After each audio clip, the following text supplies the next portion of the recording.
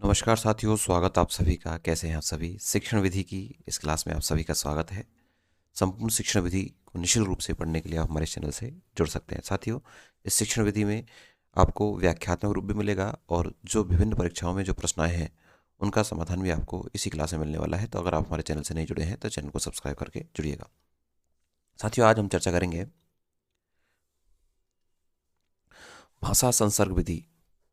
इससे पहले हम आगमन विधि की चर्चा कर चुके हैं, निगमन विधि की हम चर्चा कर चुके हैं, साथ के साथ में सूत्र विधि की हम चर्चा कर चुके हैं और आज हम महत्वपूर्ण विधि की चर्चा करेंगे, भाषा संसर्ग विधि। जिसमें से पिछली बार आपकी जो रीट परीक्षा है उसमें से प्रश्न आया था, कौन सा प्रश्न आया था उसकी चर्चा में करेंगे और क्या उसका समाधान रहेगा उसकी भी अपन चर्चा करेंगे। साथियों, भाषा संसर्ग विधि, इस भाषा संसर्ग विधि के बारे में बताऊं कि इस भाषा संसर्ग विधि का एक और नाम है जिसे कहते हैं अव्याकृति विधि। कौन सी विधि साथियों?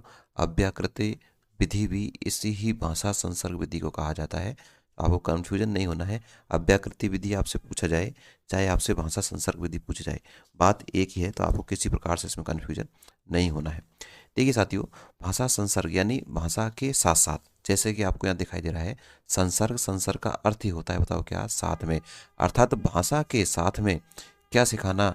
व्याकरण सिखाना। भाषा के साथ में क्या सिखाना साथियों?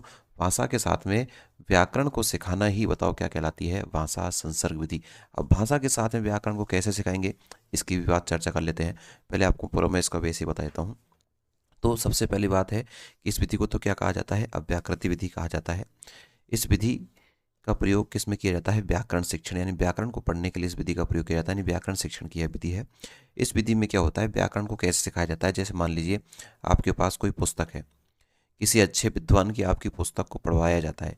यहाँ जो है अच्छे अच्छे विद्वानों की, अच्छे अच्छे जो भाषाविद हैं उनकी पुस्तकों का ही अध्ययन कराया जाता है और उनकी पुस्तकों में कहीं भी किसी प्रकार की भाषागत त्रुटि नहीं होती है। तो जब बालक ऐसी पुस्तकों को पढ़ेगा जिसमें किसी प्रकार की भाषागत त्रुटि नहीं है, कोई भी व्याकरणिक त्रुटि उसमें नहीं है, तो धीरे धीरे बालक स्वतः ही, बताओ किसको सीख जाएगा? व्याकरण को सीख जाएगा। यानी कि जो पुस्तक है अर्थात जो भाषा है वो ऐसी भाषा को उसको सिखाया जाएगा जो परिष्कृत है। और पुस्तकों का जो चयन किया जाएगा वो ऐसी पुस्तकों का चयन किया जाएगा जिसमें किसी प्रकार की कोई अशुद्धि नहीं है। तो बालक जब उन पुस्तकों को पढ़ेगा तो अच्छे से अपने आप ही शुद्ध लिखना सीख जाएगा, मात्राओं का ज्ञान उसे हो जाएगा, व्याकरण का ज्ञान उसको हो जाएगा। इसलिए बताओ भाषा के साथ साथ बताओ क्या सीखना? व्याकरण को सीखना। इसलिए इस विधि का नाम बताओ क्या रख दिया गया? भाषा संसर्ग विधि। आशा करता हूँ आपके समझ में आया होगा। आगे और हम चर्चा कर लेते हैं। देखिए, संसर्ग का अर्थ क्या होता है? साथ होता है। इस विधि में बालकों को भाषा विशेषज्ञों, कौन सा बताओ? भाषा जो विशेषज्ञ हैं, भाषा विशेषज्ञों की पुस्तकों का संसर्ग प्रदान किया जाता है। यानी कि जो भाषा के विशेषज्ञ हैं, जिनकी पुस्तकें बहुत अच्छी हैं, ऑथेंटिक मानी जाती है, उन्हीं पुस्तकों को बालक को पढ़ाया जाता है। यह कैसी विधि है आपको बता चुका। यह कैसी विधि बताओ? यह एक व्याकरणिक विधि है, अर्थात इसमें व्याकरण का ज्ञान सिखाया जाता है।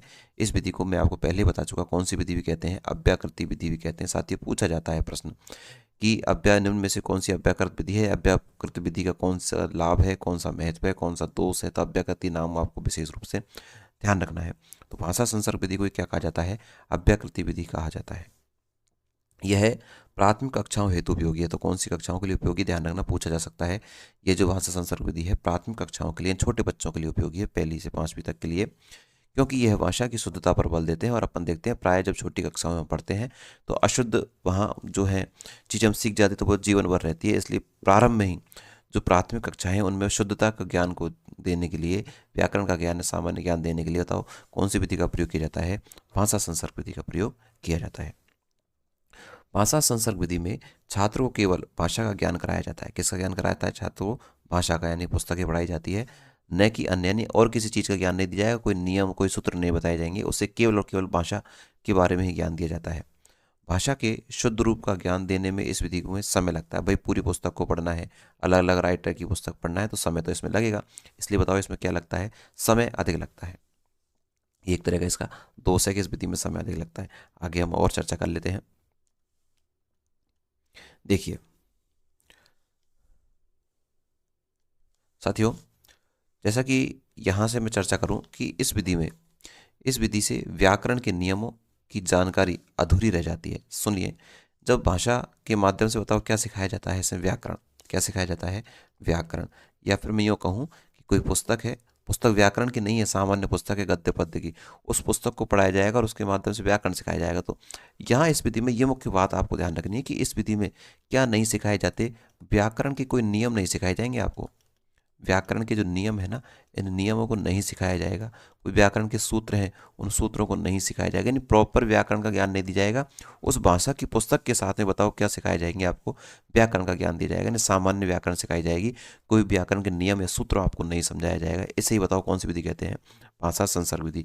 तो इस विधि से बताओ व्याकरण के नियमों की जानकारी नहीं दी जाती, बस ये लिखाया जाता है। जैसे मान लीजिए कि पुस्तक में लिखा हुआ है कि आशीर्वाद, तो बताया जाएगा बालक को कि आशीर्वाद का आपको ध्यान रखना है, आशीर्वाद ऐसे ही लिखते हैं। अगर कोई दूसरी पुस्तक में अगर कोई गलत लिख रहा है तो उसे बता दिया जाता है, लेकिन किसी प्रकार का कोई व्याकरणिक ज्ञान नहीं दिया जाएगा। आशीर्वाद की संधि क्या होती है, समास क्या होता है, कौन सा प्रत्युपसर्ग, की सारी चीज़ें लगी हुई हैं, ऐसा उसे नहीं बताया जाएगा। कोई नियम नहीं बताया जाएंगे, केवल शुद्ध लिखना, उसको शुद्ध पढ़ना सिखाया जाता है इन पुस्तकों के माध्यम से। इसके लिए बताओ कौन सी विधि का पुनः सहारा लिया जाता है, आगमन विधि की, जिसके बारे में अपन अच्छे से चर्चा कर चुके हैं। नहीं की हो तो आपने चैनल पर प्लेलिस्ट बनी हुई है, तो वहाँ जाकर आप देख सकते हैं। व्याकरण शिक्षण में यद्यपि यह प्रणाली उपयोगी है तथापि ये अपूर्ण है। अपूर्ण इसलिए है क्योंकि इसे बताओ किसके ज्ञान नहीं दिया जाता, व्याकरण के नियमों का ज्ञान नहीं दिया जाता, सामान्य व्याकरण इसमें सिखाई जाती है। यह विधि इस रूप में मनोवैज्ञानिक है कि विद्यार्थी बुद्धि और तर्क से काम लेकर स्वयं निर्णय करते हैं। अर्थात यह विधि कैसी बताओ, मनोवैज्ञानिक विधि, क्योंकि विद्यार्थी अपनी बुद्धि का भी प्रयोग करता है, अपने तर्क का भी प्रयोग करता है कि कौन सा शब्द सही है और कौन सा गलत है, इसका प्रयोग वो स्वयं करता है। इसलिए बताओ इसे कैसी विधि मानी गई है, मनोवैज्ञानिक विधि मानी गई है। यह भाषा का आदर्श रूप कौन सा है, इसके रूप में बताया जाता है कि कौन सा शब्द शुद्ध है और कौन सा शुद्ध है, इसके रूप में ये चर्चा की जाती है। इसलिए बताओ कैसा रूप है, ये आदर्श रूप है। प्राथमिक कक्षाओं के लिए यह विधि उपयोगी है, यानी कि पहले भी पढ़ चुके हैं हम कौन सी विधि के, भाषा संसर्ग विधि कौन सी कक्षाओं के लिए उपयोगी है, प्राथमिक कक्षाओं के लिए उपयोगी है।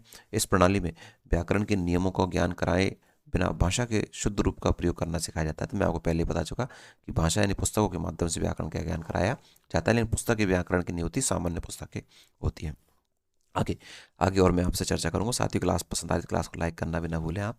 संपूर्ण चीज़ आपको एक क्लास में मिल जाएगी, कहीं भी आपको इधर उधर देखने की आवश्यकता पड़ेगी नहीं। आगे मैं बात करूं कि इस विधि द्वारा प्रारंभिक कक्षाओं में रचना, ये प्रश्न आया था आपके रीट में, ध्यान रखना।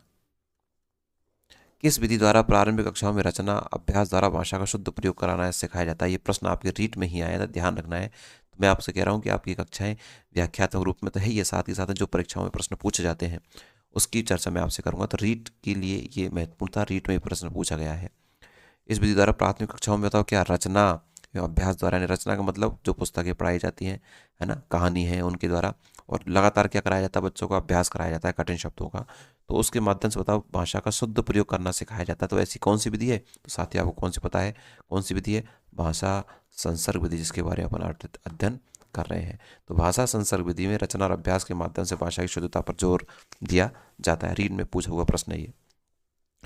देखिए इस विधि कुछ दोष भी हैं, दोषों की चर्चा कर लेते हैं। व्याकरण के नियमों का ज्ञान नहीं होता, मैं आपको बता चुका, केवल व्याकरण के शुद्ध रूप को सिखाया जाता है, व्याकरण के नियम नहीं है बताए जाते। तो ध्यान रखना है, व्याकरण के नियम इसमें नहीं बताए जाते। व्याकरण की विधि है लेकिन व्याकरण के नियम इसमें नहीं बताए जाएंगे। पूछा जा सकता है ऐसी कौन सी विधि है जिसमें वो शिक्षण तो व्याकरण का कराती है लेकिन उसमें व्याकरण के नियम या सूत्र नहीं बताए जाते। तो साथियों कौन सी विधि है, भाषा संसर्ग विधि है। समय अधिक व्यय होता है, ये हम पहले ही पढ़ चुके हैं। यह मनोवैज्ञानिक है परंतु क्रमबद्ध और व्यवस्थित ज्ञान देने में सक्षम नहीं है क्योंकि नियम सूत्रों की चर्चा नहीं करती। ये इस विधि के कुछ दोष हैं, लेकिन विधि बहुत अच्छी है, प्राथमिक कक्षाओं के लिए उपयोगी है ना। भाषा के साथ साथ में व्याकरण को सिखाया जाता है। साथियों ये क्लास आप सभी के लिए बेहद उपयोगी है, चाहे आप किसी भी प्रतियोगी परीक्षा की तैयारी कर रहे हैं। अगर आप शिक्षक भर्ती से संबंधित किसी भी परीक्षा की, चाहे सेंट्रल से, चाहे स्टेट से, चाहे RPSC करें, चाहे KVS की करें, DSSS की करें, NVS की करें, EMRS की करें, कहीं भी CTET की करें, रीट की करें, ग्रेड सेकंड फर्स्ट किसी की आप तैयारी कर रहे हैं, तो शिक्षण विधियाँ आपका एक महत्वपूर्ण पार्ट होता है।